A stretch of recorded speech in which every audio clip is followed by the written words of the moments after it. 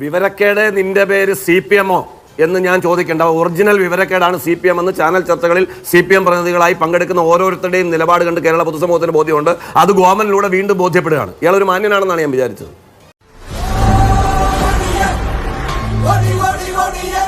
അഭിലാഷേ, ഇപ്പോൾ കക്ഷി രാഷ്ട്രീയത്തിന് അതീതമായിട്ട് നമുക്ക് ചിന്തിക്കണം, ആരാണ് ഉണ്ണികൃഷ്ണൻ പോറ്റി എന്ന് നമുക്ക് ചിന്തിക്കണം. ആരായിരുന്നു ഉണ്ണികൃഷ്ണൻ പോറ്റിക്ക് ഈ സംവിധാനങ്ങളെല്ലാം ഇളക്കിയെടുത്ത് ചെന്നൈക്ക് കൊണ്ടുപോകാൻ വേണ്ടിയിട്ട്, ദ്വാരപാലകരെ ഇളക്കിയെടുത്ത് ചെന്നൈക്ക് കൊണ്ടുപോകാൻ വേണ്ടിയിട്ട് സഹായിച്ചവർ എന്ന് നമുക്ക് പരിശോധിക്കണം. കാര്യങ്ങളൊക്കെ കൈവിട്ട് പോയല്ലോ തിരുവട്ടമാ. ഞാൻ തിരുവനന്തപുരത്തേക്ക് ഒന്ന് വിളിച്ചാലോ? നീ പോയി വിളിച്ചോടാ. ആ സമയത്തെ ദേവസ്വം ബോർഡിന്റെ പ്രസിഡന്റ് ആരായിരുന്നു പരിശോധിക്കണം. ആ സമയത്ത് ദേവസ്വം കൈകാര്യം ചെയ്ത മന്ത്രി ആരായിരുന്നു പരിശോധിക്കണം. ആ സമയത്ത് മുഖ്യമന്ത്രി ആരായിരുന്നു പരിശോധിക്കണം. അങ്ങനെയൊക്കെ പരിശോധിക്കുന്ന സമയത്ത് സ്വാഭാവികമായിട്ടും ഇത് രാഷ്ട്രീയത്തിലേക്ക് ചെന്ന് എത്തുമെന്നേ. രണ്ടുപേരോടും കൂടെ ചോദിക്കുന്നത്, തനിക്ക് നാണമില്ലേണോ? അഭിലാഷ്, ഇപ്പോൾ തുടങ്ങിയ CPM പ്രതിനിധി പറഞ്ഞ രസകരമായിട്ടൊരു കാര്യമുണ്ട്. മാതൃഭൂമി പത്രത്തിൽ ചിലപ്പോൾ തെറ്റുപറ്റിയിട്ടുണ്ടാവും. ഒന്ന് ആലോചിക്കണം, 1998 മാതൃഭൂമി പത്രത്തിൽ വെണ്ടയ്ക്ക അക്ഷരത്തിൽ വന്ന ഒരു വാർത്ത, അതും ഇവരുടെ സമുന്നതനായിട്ടുള്ള നേതാവായിട്ടുള്ള ശ്രീ EK നായനാർ കേരളം ഭരിക്കുമ്പോൾ ഇവിടുത്തെ ദേവസ്വം തെറ്റായിരുന്നു എന്ന്. ഞാൻ പറയാത്ത കാര്യം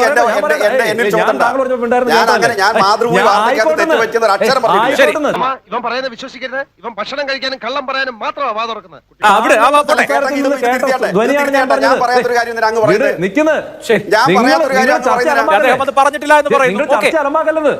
നിങ്ങൾ ചർച്ച അലമ്പാക്കല്ലേ. ഞാൻ പറയട്ടെ, നിങ്ങളുടെ സ്ഥിരം പരിപാടിയാണിത്.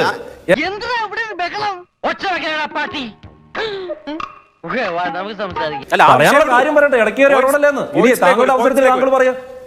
വിടുന്ന അങ്ങോട്ട് അഭിലാഷം പറഞ്ഞു വരട്ടെന്ന്. പോയിന്റ് ആണ് പറയുന്നത്. പോയിന്റ് പറയുമ്പോൾ ഇവർക്കുള്ള ഇഷ്ടമുള്ള പോയിന്റ് പറയണം. ഞാൻ പറയുന്നത് കേൾക്ക്. അതിലെന്തെങ്കിലും അഭിപ്രായമുണ്ട് താങ്കളുടെ ടേണിൽ പറയൂ. അങ്ങനെയല്ലേ ഒരു ജനാധിപത്യ രീതിയിൽ ചർച്ച പോകുന്നത്. എല്ലാ ചർച്ചകളിൽ കയറി അലമ്പാക്കിട്ടാ.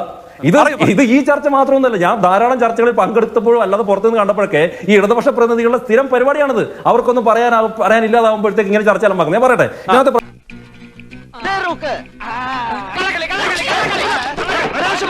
ശ്രീ EK നായനാർ കേരളം ഭരിക്കുന്ന കാലഘട്ടത്തിലാണ് ഈ പറയുന്ന കാര്യങ്ങളൊക്കെ ഉണ്ടാവുന്നത്. അന്നത്തെ ദേവസ്വം മന്ത്രിയോ അല്ലെങ്കിൽ മുഖ്യമന്ത്രിയോ മാതൃഭൂമി പത്രം കൊടുത്ത് ഈ വാർത്ത തെറ്റാണെങ്കിൽ അതിനെതിരെ എന്തെങ്കിലും ഒരു പരാതി സ്റ്റേറ്റ്മെന്റ് കൊടുത്തിട്ടുണ്ടോ? നിങ്ങളുടെ മുകളിൽ കള്ളങ്ങൾ അടുക്കി അടുക്കി നമ്മൾ ഉയരങ്ങളിലേക്ക് പോവുകയാണ് ഗോവിന്ദൻകുട്ടി. 2019 ഏകദേശം 20 വർഷത്തിന് ശേഷം വന്ന ദേവസ്വത്തിന്റെ ഓർഡറിൽ എഴുതിയിരിക്കുന്നത് ഈ ചെമ്പ് കൊണ്ട് ഉണ്ടാക്കിയിട്ടുള്ള ദ്വാരപാലക ശില്പങ്ങളെ സ്വർണം പൂശാൻ കൊണ്ടുപോകണമെന്നാണ്. അതാ കണക്കുകളൊന്നും ശരിയാകുന്നില്ലല്ലോ ഗംഗാര. പേടിച്ചിട്ടാ. പണ്ട് എനിക്ക് അങ്ങനെയാ, പേടിച്ചെനിക്ക് കണക്കേറ്റി പോകും. അതായത് സ്വർണ്ണപ്പാളികൾ കൊണ്ട് പൊതിഞ്ഞ ദ്വാരപാലക ശില്പത്തെ 2019 ആകുമ്പോൾ എങ്ങനെയാണ് സ്വർണം പൂശിയതാകുന്നത്? ഈ പൊതിയലും പൂശലും തമ്മിൽ വ്യത്യാസമുണ്ട്. സ്വർണ്ണപ്പാളികൾ കൊണ്ട് പൊതിയുക എന്ന് പറഞ്ഞാൽ സ്വർണത്തിന്റെ ഷീറ്റുകൾ ഉപയോഗിച്ചിട്ട് ആ ശില്പത്തെ പൊതിഞ്ഞു വെക്കുക, കവർ ചെയ്യുക, അതിന്റെ പുറത്ത് പൂർണ്ണമായിട്ടുള്ള സ്വർണ്ണപ്പാളികൾ ഉണ്ടാകും എന്ന് തന്നെയാണ്. പറ്റിയത് പറ്റി. ഇനിയിപ്പോ എന്ത് ചെയ്യും? കക്കാൻ പഠിച്ചാൽ നിൽക്കാൻ പഠിക്കണം. ദേവസ്വത്തിന്റെ ഓർഡറിൽ തന്നെ തെറ്റുണ്ട്. പിന്നെ ഈ 2019 പുതിയ ഒരു ആൾ വന്നിട്ട് ഉണ്ണികൃഷ്ണൻ പോറ്റി. ആരാണ് ഇയാള്? അതിനുത്തരം പറയേണ്ടവര്. 2019 കേരളം ഭരിച്ചാരാ? ദേവസ്വം ബോർഡ് കൈയാളിയതാരാ? ആ സമയത്ത് ദേവസ്വം പ്രസിഡന്റ് ആരായിരുന്നു? ഏതോ ഒരു ലോകത്തുനിന്ന് ഒരു ഉണ്ണികൃഷ്ണൻ പോറ്റി വരികയാണ്. അദ്ദേഹം പറയുന്നു, ഞാനിതെല്ലാം കൊണ്ടുപോയിക്കോളാം, ഞാനിതെല്ലാം ഒന്നുകൂടി ഒന്ന് പാച്ച് വർക്ക് ചെയ്തിട്ട് തിരിച്ചു കൊണ്ടുവന്നേക്കാം എന്ന് പറയുമ്പോൾ എന്ത് അടിസ്ഥാനത്തിലാണ് ഈ ഉണ്ണികൃഷ്ണൻ പോറ്റിക്ക് ഇത് കൊടുത്തുവിട്ടത്? ഈ നമ്മൾ കഴിഞ്ഞ 1-2 ആഴ്ചകളായിട്ട് സംസാരിച്ചുകൊണ്ടിരിക്കുന്ന അടിമുടി ദുരൂഹതയുള്ള ഉണ്ണികൃഷ്ണൻ പോറ്റി എന്ന് പറയുന്ന കഥാപാത്രം എവിടെ നിന്ന് വന്നു? അതിനെക്കുറിച്ച് ഒരു ഉത്തരം പറയണ്ടേ? പോളണ്ടിനെ പറ്റി നീ ഒരു അക്ഷരം മിണ്ടരുത്, എനിക്കത് ഇഷ്ടമല്ല. രാഷ്ട്രീയം പറയരുതെന്ന് പറയട്ടെ ഒരു കാര്യം കൂടെ. പക്ഷേ രാഷ്ട്രീയം പറയരുതെന്ന് പറയുന്ന അതേ LDF CPM പ്രതിനിധി പറയുകയാണ് ഇത് ആഗോള അയ്യപ്പ സംഗമം വന്നു കഴിഞ്ഞപ്പോഴത്തേക്ക് BJP ഉൾപ്പെടെ ഉള്ള ആൾക്കാർ കൊണ്ടുവന്നുള്ള ആരോപണമാണ്. നോക്കണേ, അപ്പൊ അവർക്ക് ഇതിനെ ന്യായീകരിക്കാൻ വേണ്ടി രാഷ്ട്രീയം പറയാം. പക്ഷേ ഞങ്ങൾ ഇതിനെ ചോദ്യം ചെയ്യുമ്പോഴാണ് രാഷ്ട്രീയം പറയാൻ വേണ്ടി പറ്റാത്തത്. നോക്കുന്ന നോക്കൂ, ഇവിടെ 2025 ആണ്ടില് CPM സർക്കാർ വരുമെന്നും LDF സർക്കാർ വരുമെന്നും അവരിവിടെ ആഗോള അയ്യപ്പ സംഗമം നടത്തും എന്നും വിചാരിച്ചിട്ടാണ് 1998 വിജയ് മല്യ കൊണ്ടുവന്നിട്ട് ഈ സ്വർണ്ണപ്പാളികൾ വെച്ചിട്ട് പൊതിഞ്ഞത്. ഇനി 2025 ആഗോള അയ്യപ്പ സംഗമം ഈ ഇടതുപക്ഷ സർക്കാർ നടത്തും എന്ന് വിചാരിച്ചിട്ടാണോ 2019 ഇവർ ഈ സ്വർണ്ണത്തകടെല്ലാം കൂടി ഇളക്കി ചെന്നൈക്ക് കൊടുത്തുവിട്ടത്? ഇതെല്ലാം നടന്നത്, ഈ സ്കാം, ഈ വലിയ കൊള്ള മൊത്തം നടന്നത് ഇതിനു മുമ്പാണെന്ന്. ഇത് ഇനി പറഞ്ഞിട്ടെന്താ കാര്യം? നമുക്ക് വേറെല്ലാം പറയാം.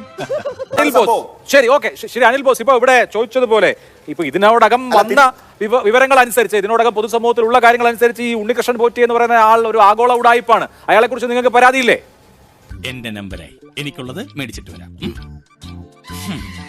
വിവരക്കേട് നിന്റെ പേര് CPM എന്ന് ഞാൻ ചോദിക്കേണ്ട. ഒറിജിനൽ വിവരക്കേടാണ് CPM എന്ന് ചാനൽ ചർച്ചകളിൽ CPM പ്രതിനിധികളായി പങ്കെടുക്കുന്ന ഓരോരുത്തരുടെയും നിലപാട് കണ്ട് കേരള പൊതുസമൂഹത്തിന് ബോധ്യമുണ്ട്. അത് ഗവൺമെന്റിലൂടെ വീണ്ടും ബോധ്യപ്പെടുകയാണ്. ഇയാൾ ഒരു മാന്യനാണെന്നാണ് ഞാൻ വിചാരിച്ചത്. അപ്പൊ ഞാൻ പൊട്ടനാ? ഇത്രയും ഞാൻ ചെയ്തുകൊണ്ടിരിക്കുന്ന ഞാൻ പൊട്ടനാ? ഞാൻ ഈ ചർച്ചയിൽ പറഞ്ഞത് എന്താ? ഞാൻ പറഞ്ഞത് CBIക്ക് അന്വേഷിക്കാവുന്ന ഒരു മാറ്റമാണ് ക്രൈംബ്രാഞ്ച്.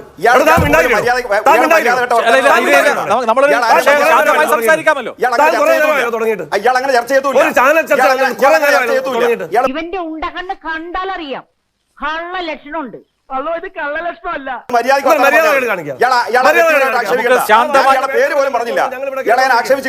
നമുക്ക് ശാന്തമായി സംസാരിക്കാമല്ലോ. വ്യക്തിപരമാവണ്ട,